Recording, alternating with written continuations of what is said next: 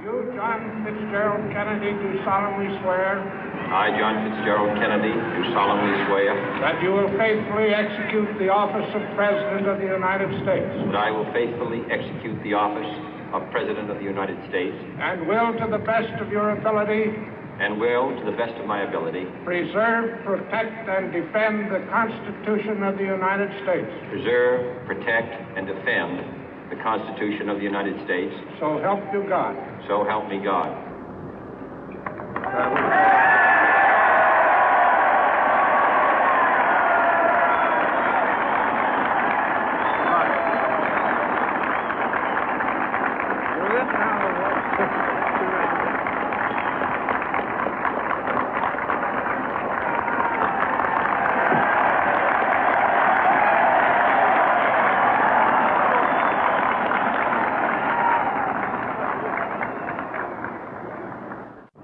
Vice President Johnson, Mr. Speaker, Mr. Chief Justice, President Eisenhower, Vice President Nixon, President Truman, Reverend clergy, fellow citizens. We observe today not a victory of party, but a celebration of freedom, symbolizing an end as well as a beginning, signifying renewal as well as change. For I have sworn before you and Almighty God the same solemn oath our forebears prescribed nearly a century and 3/4 ago. The world is very different now, for man holds in his mortal hands the power to abolish all forms of human poverty and all forms of human life. And yet the same revolutionary beliefs for which our forebears fought are still at issue around the globe. The belief that the rights of man come not from the generosity of the state, but from the hand of God. We dare not forget today that we are the heirs of that first revolution. Let the word go forth from this time and place to friend and foe alike that the torch has been passed to a new generation of Americans born in this century, tempered by war, disciplined by a hard and bitter peace, proud of our ancient heritage, and unwilling to witness or permit the slow undoing of those human rights to which this nation has always been committed and to which we are committed today at home and around the world.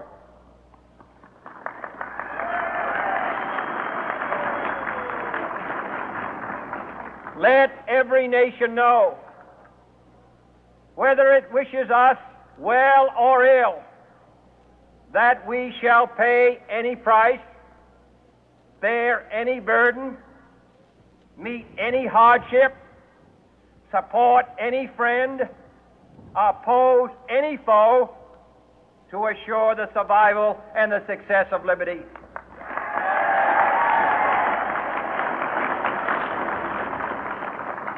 This much we pledge and more. To those old allies whose cultural and spiritual origins we share, we pledge the loyalty of faithful friends.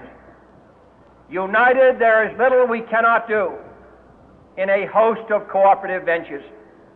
Divided, there is little we can do, for we dare not meet a powerful challenge at odds and split asunder.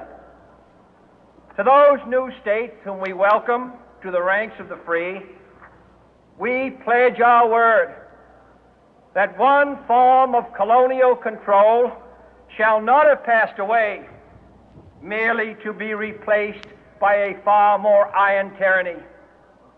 We shall not always expect to find them supporting our view, but we shall always hope to find them strongly supporting their own freedom, and to remember that in the past, those who foolishly sought power by riding the back of the tiger ended up inside.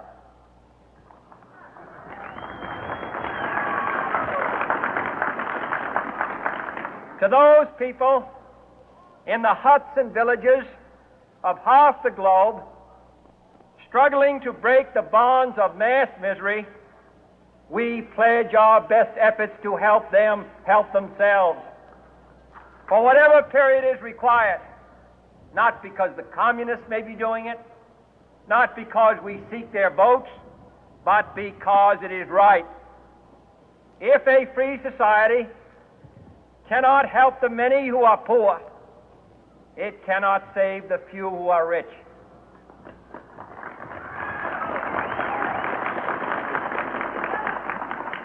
To our sister republics south of our border, we offer a special pledge to convert our good words into good deeds, in a new alliance for progress, to assist free men and free governments in casting off the chains of poverty.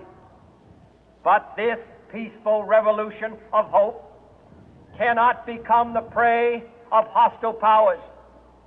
Let all our neighbors know that we shall join with them to oppose aggression or subversion anywhere in the Americas. And let every other power know that this hemisphere intends to remain the master of its own house.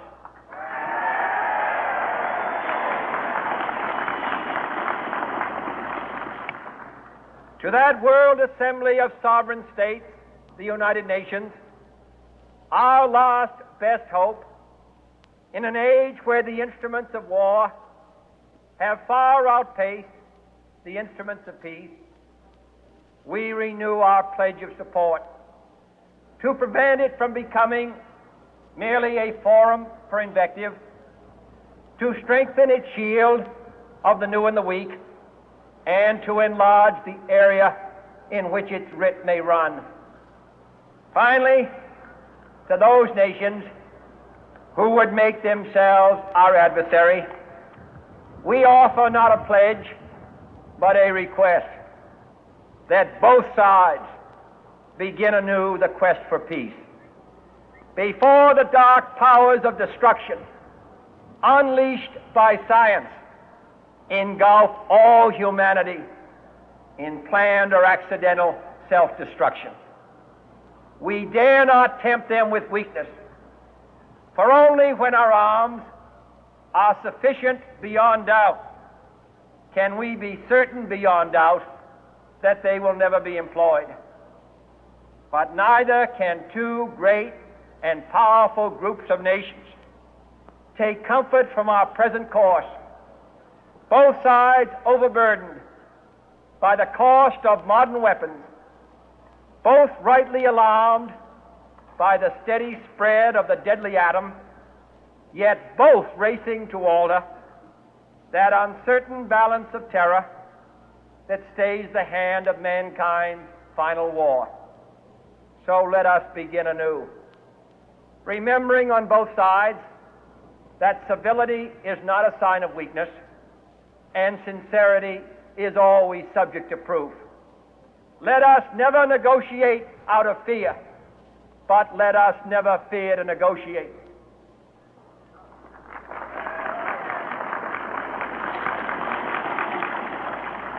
Let both sides explore what problems unite us, instead of belaboring those problems which divide us. Let both sides, for the first time, formulate serious and precise proposals for the inspection and control of arms, and bring the absolute power to destroy other nations under the absolute control of all nations.